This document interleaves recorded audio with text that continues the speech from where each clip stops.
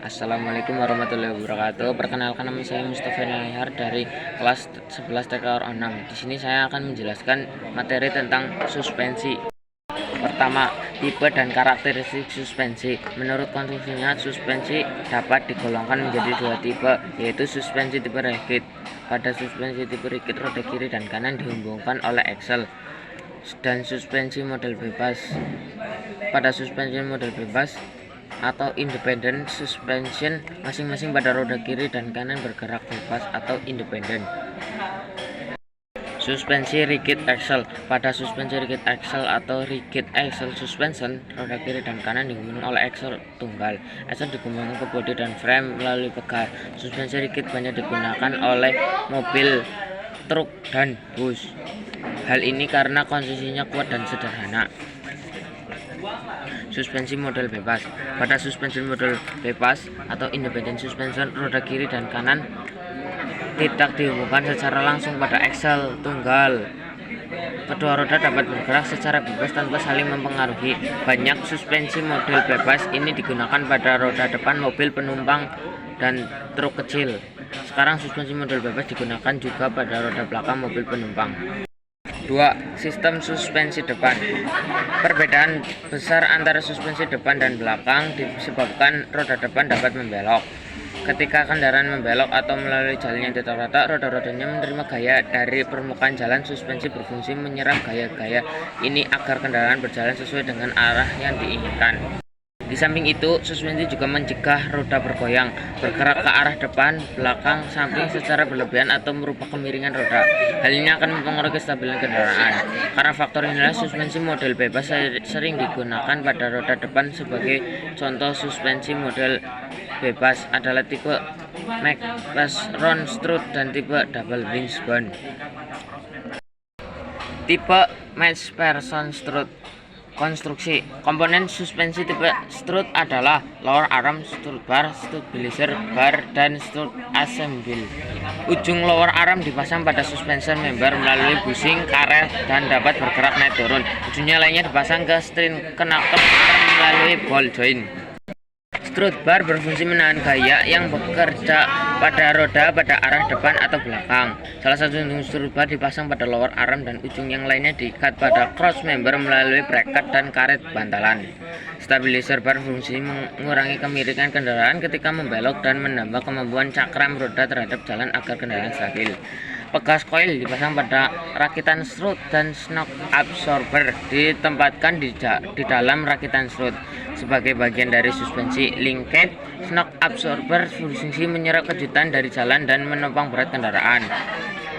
Bagian atasnya dipasang pada fender apron melalui bantalan karet dan bearing. Bagian bawah strut diikat dengan baut pada string knuckle. Tipe McPherson strut dengan lower arm berbentuk L. Konstruksi ada bermacam bentuk lower arm yang digunakan untuk menopang roda dan bodi kendaraan. Di antaranya ada lower arm berbentuk L. Bentuk ini adalah yang digunakan pada kendaraan yang mesinnya di depan dan pergerakan roda depan. Lower arm berbentuk L ini diikat pada bodi pada dua tempat melalui bushing dan ke steering knuckle melalui ball joint. Bentukannya dapat menahan gaya dari arah samping maupun arah depan atau belakang sehingga tidak perlu menggunakan strut bar. Tipe double wishbone dengan pegas coil. Suspensi model bebas ini banyak digunakan pada roda depan mobil penumpang dan truk kecil. Konstruksi roda dipasang pada bodi melalui dua lengan suspensi. Shock absorber dan pegas coil dipasang di antara kedua arm tersebut di atas steering knuckle dan frame. Salah satu ujung arm dipasang pada bodi atau frame melalui bushing dan ujung lainnya pada string knuckle melalui ball joint. Bagian atas shock absorber diikat pada bodi atau frame dan bagian bawahnya ke lower arm. Pegas coil terletak di antara lower arm dan bodi atau frame.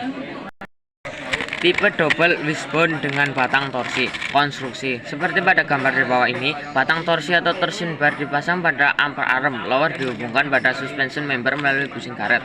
Upper arm dihubungkan ke poros upper arm dengan bushing karet. Turbo arm diikat pada upper arm belakang dengan dua baut dan batang torsi dimasukkan di tempatnya.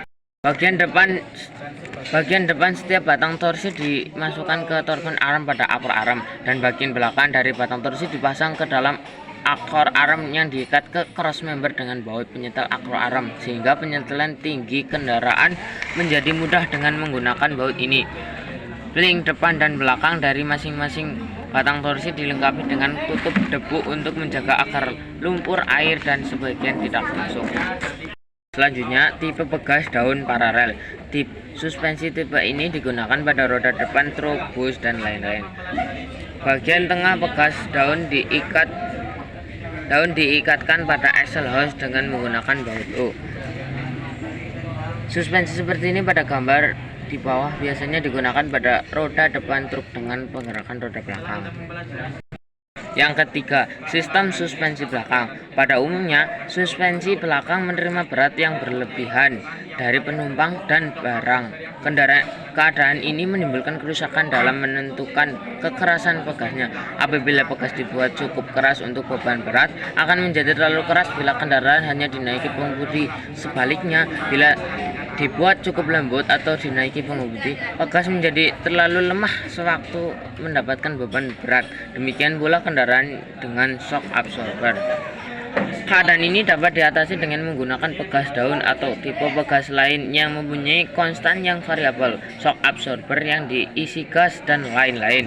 Suspensi belakang dirancang agar axle selalu pada posisi yang benar, dan bila melalui jalan yang tidak rata, roda-roda melambung tanpa mempengaruhi kestabilan arah roda depan. Tipe pegas daun paralel. Suspensi rigid axle ini banyak digunakan pada suspensi belakang kendaraan komersial. Tipe axle yang biasa digunakan suspensi dengan pegas daun paralel disebut live axle, yaitu satu unit yang terdiri dari differential axle shaft dan wheel hook. Live axle dihubungkan ke popular shaft dan frame dan dapat bergerak naik turun bersama pegas. Tipe ini tahan terhadap beban, gaya pengereman, dan gaya pergerakan. Konstruksi. Pada umumnya ujung depan dari setiap pegas daun diikatkan ke breaker pegas pada struktural member atau frame melalui bushing karet dengan hanger pin. Ujung belakang pegas diikat ke bracket pegas pada struktural member atau frame melalui bushing karet dengan snackle seperti pada gambar di bawah. Pada saat pegas berdefleksi dikarenakan perubahan beban, pegas menjadi panjang dan snackle dapat mengimbangi perubahan tersebut. Bushing karet mempunyai dua fungsi, yaitu menyerap getaran dan mencegah agar getaran tersebut tidak diteruskan ke bodi. Di samping itu, agar mata pegas dapat bergerak maju mundur ketika pegas daun melengkung, bagian tengah pegas dihubungkan pada axle housing dengan baut U. Pada daun sistem ini terdapat di Corolla Wagon EE97, di mana diikatkan pada bagian tengah reel axle tube tipe 4 link. Di antara suspensi rigid, tipe inilah yang menghasilkan kenikmatan berkendara yang lebih baik karena penanganan posisi axle. Beban suspensi dilakukan secara terpisah. Biasanya suspensi ini menggunakan pegas coil. Konstruksi. Posisi axle adalah memikul dua lower control arm, dua upper control arm, serta satu lateral current rod. Sedangkan untuk menopang beban dan menyerap kejutan hanya digunakan pegas.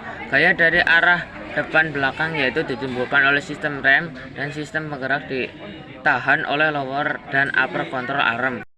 Sedangkan gaya dari samping ditahan oleh lateral control rod. Salah satu ujung dari setiap kontrol arm atau lateral rod diikat pada bodi atau frame, dan ujung lainnya pada rear axle housing melalui bushing karet. Pegas daun dipasang di antara lower control arm atau rear axle housing dan bodi. Tipe semi trailing arm. Ini adalah sistem suspensi independen yang dirancang untuk membagikan kekuatan rigid dengan memperhatikan beban dari samping dan memperkecil perubahan alignment. Ini tread dan taper yang terjadi pada saat roda bergerak ke atas dan ke bawah. Konstruksi. Swing axis pada suspension arm terletak di depan roda, dan arm dipasang dengan bushing pada suspension member sehingga axle membentuk sudut terhadap garis tengah kendaraan. Differential support member dipasang pada bodi melalui bushing sebagai penguasa differential. Di samping itu, CV atau constant valence stick Join biasanya digunakan sebagai join pada drive shaft. Demikian penjelasan materi suspensi dari saya. Banyak kurang lebihnya saya mohon maaf yang sebesar-besarnya. Wassalamualaikum warahmatullahi wabarakatuh.